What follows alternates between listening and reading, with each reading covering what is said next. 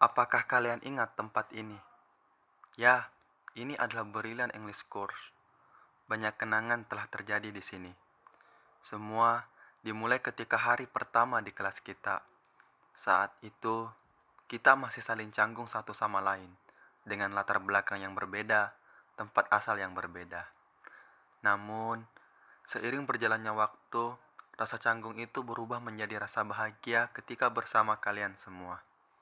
Tertawa bersama, makan bersama, jalan bersama, dan masih banyak kenangan yang lain. Hari demi hari berlalu, kini satu persatu dari kalian mulai kembali ke kampung halaman masing-masing. Namun, aku yakin bahwa pertemanan kita tidak berhenti sampai di sini. Karena pertemanan tidak diukur dari jarak, tapi dari hati.